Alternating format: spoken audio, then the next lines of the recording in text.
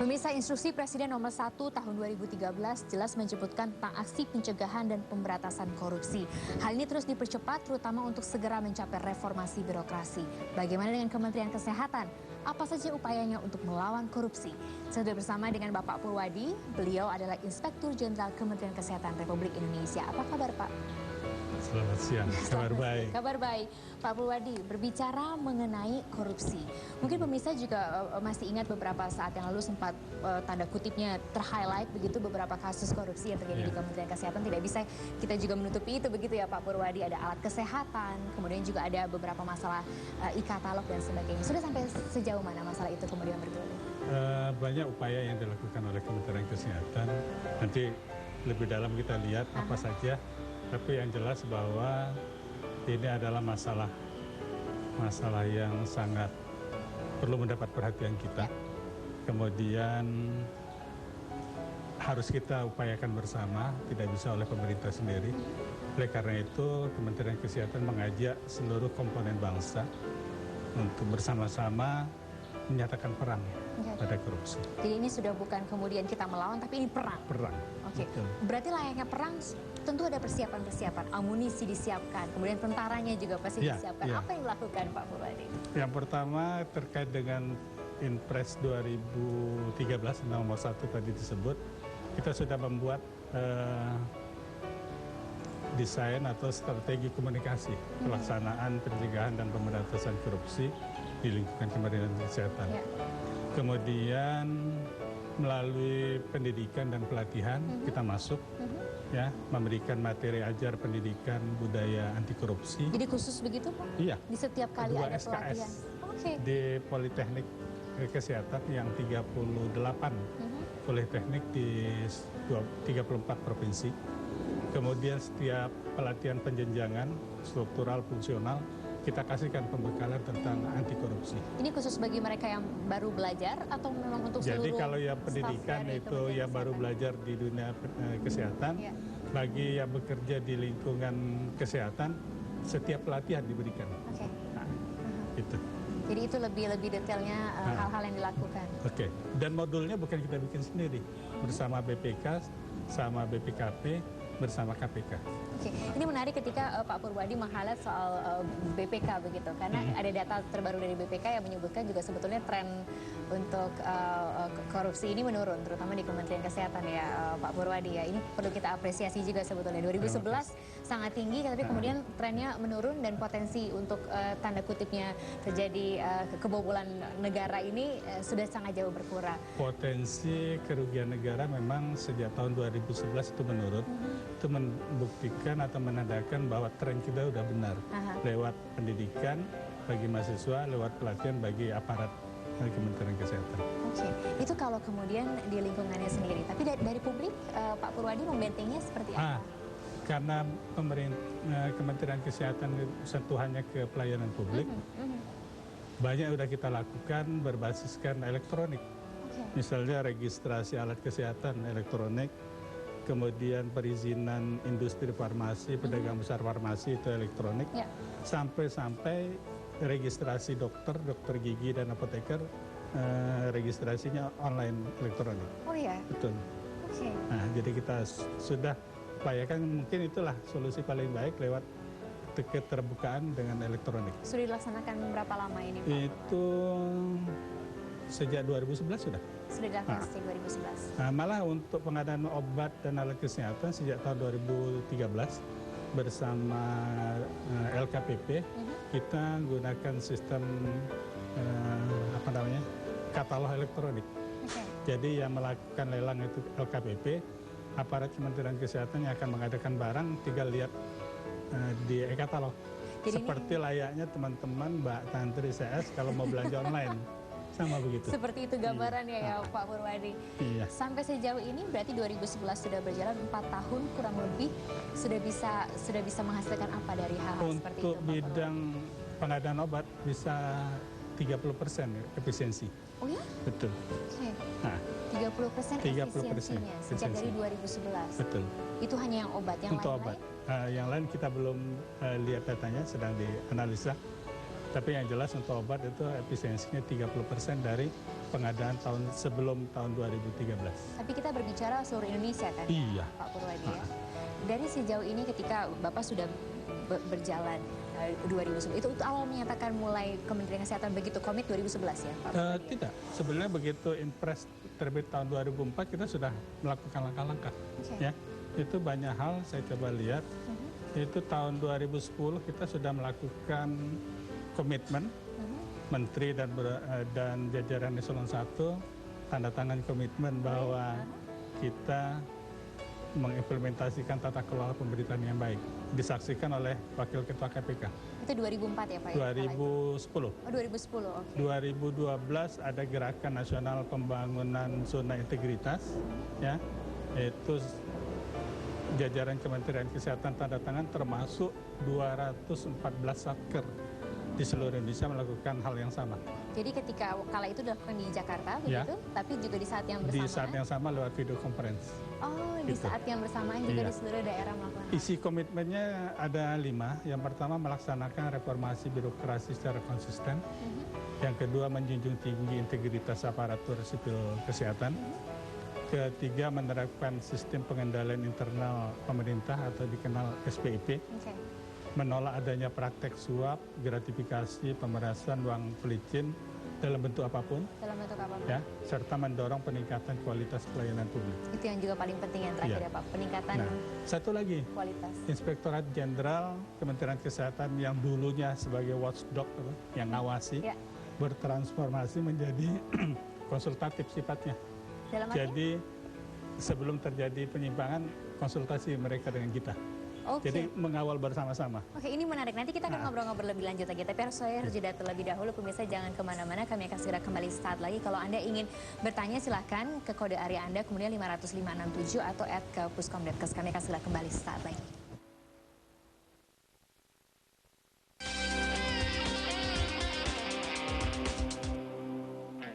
Didukung oleh ketika didiagnosa kanker, saya tidak menyerah. Saya yakin pasti ada harapan. Sebagai pasien, harus cerdas. Saya ikut jaminan kesehatan. Biaya pengobatan, rawat jalan dan rawat inap, semua dijamin. Mulai dari puskesmas hingga rujukan pelayanan kesehatan di rumah sakit. Dari konsultasi dokter spesialis, laboratorium, dan pemeriksaan penunjang. Obat yang dibutuhkan pun tersedia dan pastinya tindakan medis lebih lanjut dan tuntas.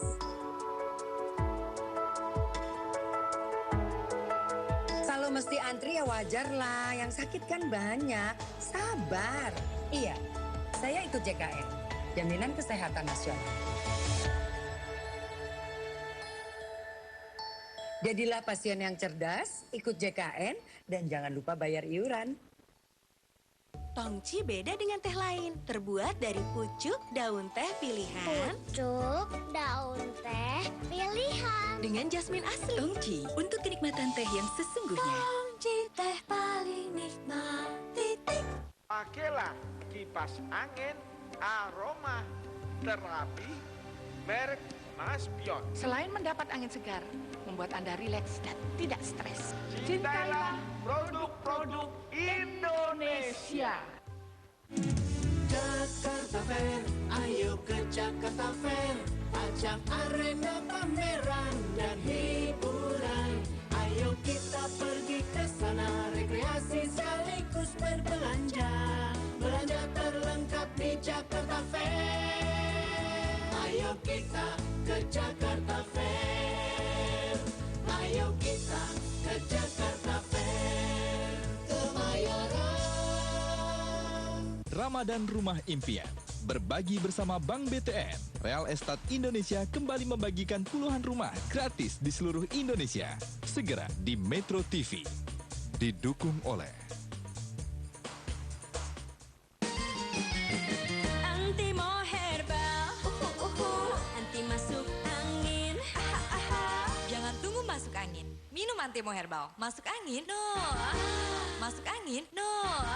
Dari Papros.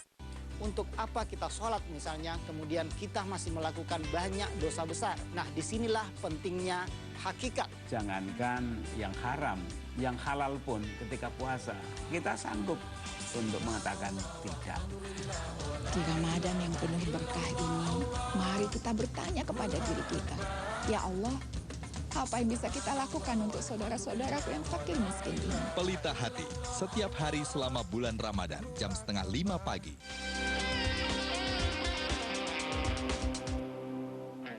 Didukung oleh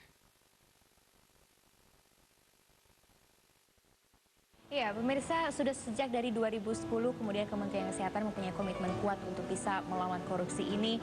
Kemudian 2012 mulai membuat sebuah zona integritas dan 9 Januari 2015 kemarin melaksanakan penandatanganan komitmen melaksanakan pembangunan kesehatan yang baik. Begitu ya Pak Purwadi ya.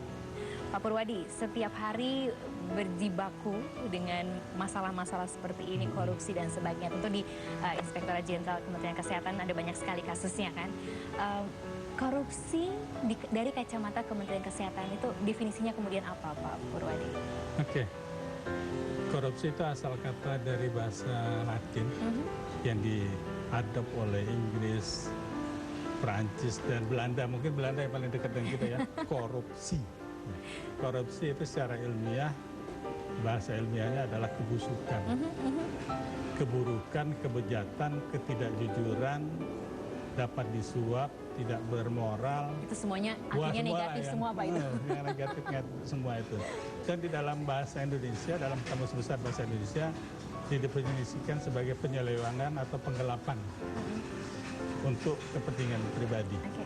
Jadi kalau bisa kita simpulkan, korupsi adalah sesuatu yang busuk, jahat, merusak, dan bersifat amoral.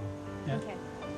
Kemudian itu menyangkut instansi pemerintah, jabatan aparatur pemerintah yang semuanya bersifat penyelewengan kekuasaan negara. Tapi berarti dari kacamata Bapak, kemudian juga dari kasus-kasus yang sering Bapak temui setiap harinya, dari Kementerian Kesehatan sendiri, apa sih hal yang paling mendasar yang kemudian korupsi ini bisa terjadi? Mungkin kita berkacamata di Kementerian Kesehatan sendiri lah Pak, sehari-hari yang Bapak temui. Yang pertama, penegakan hukum tidak konsisten.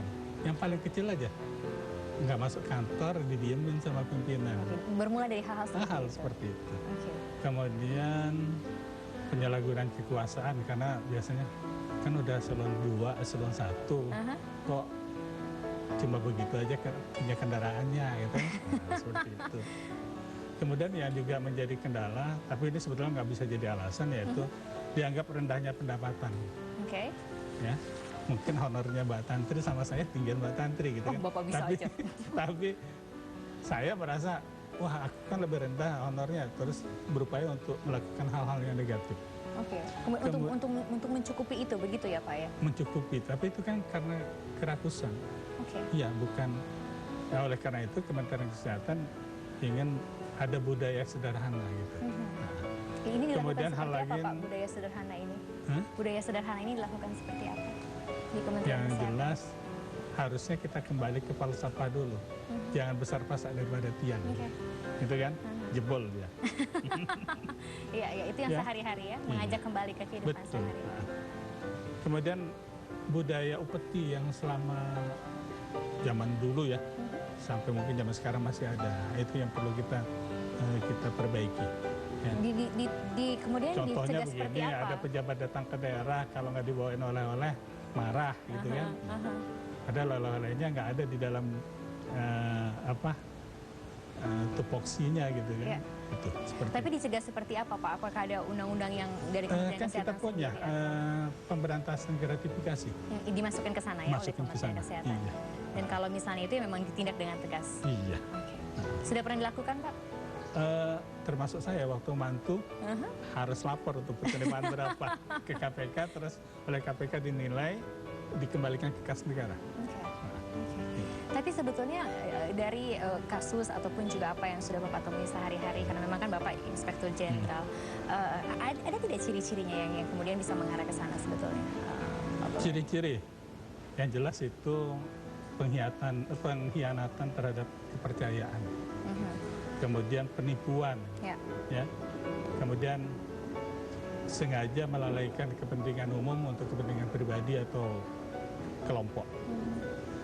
Dan jelas dilakukan dengan rahasia dan melibatkan tidak hanya sendiri.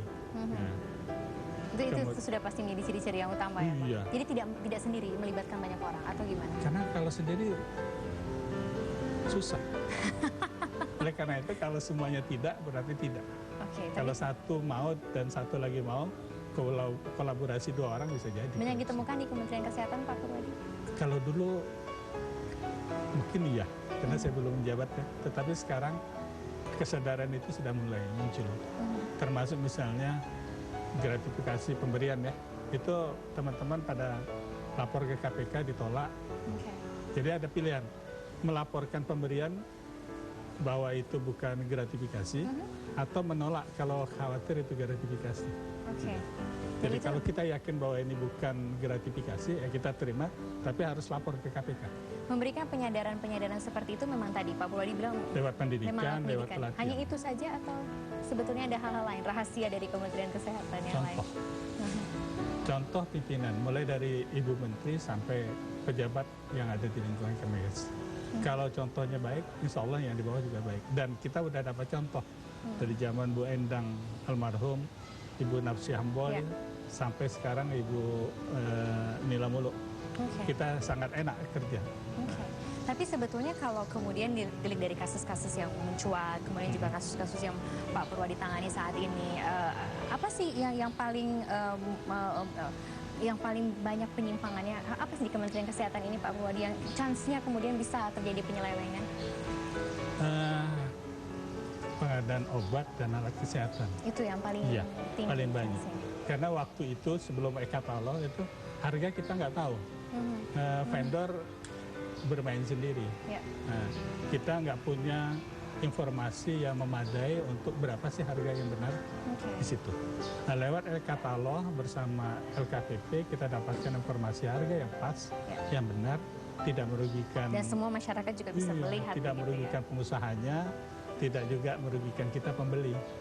Oleh karena itu tadi saya bilang, untuk obat itu bisa efisiensi 30% dan industri farmasi tidak kolab kok. Dan semoga nanti bisa ada juga efisiensi yang lain. Kami akan segera kembali sesaat lagi.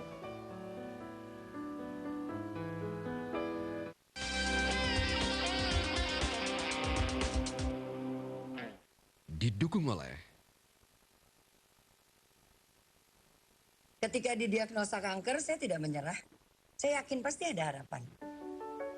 Sebagai pasien, harus cerdas. Saya ikut jaminan kesehatan. Biaya pengobatan, rawat jalan dan rawat inap, semua dijamin. Mulai dari puskesmas hingga rujukan pelayanan kesehatan di rumah sakit. Dari konsultasi dokter spesialis, laboratorium, dan pemeriksaan penunjang. Obat yang dibutuhkan pun tersedia, dan pastinya tindakan medis lebih lanjut dan tuntas. Kalau mesti antri ya wajar lah, yang sakit kan banyak, sabar. Iya, saya ikut JKN, Jaminan Kesehatan Nasional. Jangan bingung, JKN itu nama programnya, BPJS Kesehatan penyelenggaranya, dan KIS itu kartu pesertanya.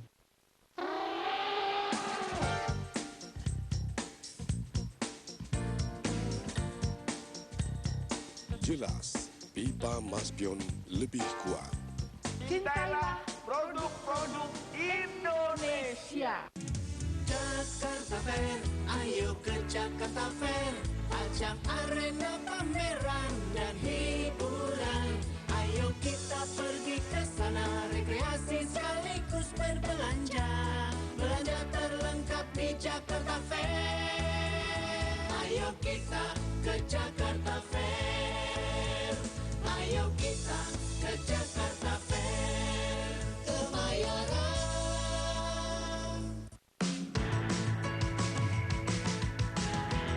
Tingkatkan nilai hidup Anda dengan beragam informasi pilihan. Ada beberapa cara untuk mengolah buah kiwi menjadi makanan atau minuman yang lezat. Lalu sekarang Anda dapat mengeksplorasi keindahan alam bawah laut. Untuk hidup lebih bernilai, ikuti B-News Senin hingga Jumat jam 7 malam lebih 25 menit. Dipersembahkan oleh Bank Bukopin. Makanan berserat sangat baik untuk menjaga kesehatan lambung. Agar Pack terbuat dari sari rumput laut merah yang kaya serat, mudah disajikan dengan makanan atau minuman panas. Cukupi kebutuhan seratmu dari sekarang dengan Agar Pack. Agar Pack, solusi makanan berserat. Dari Swallow Globe Brand. Kini Kick Andy setiap Jumat jam 8 malam dan Minggu jam 1 siang.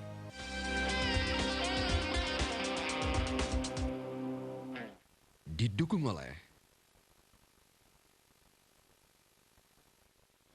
Pemirsa, Anda masih berbincang-bincang bersama dengan kami. Saya masih bersama dengan Bapak Purwadi. Beliau adalah Inspektur Jenderal Kementerian Kesehatan. Kita masih berbincang-bincang seputar Kemenkes lawan korupsi. Waduh.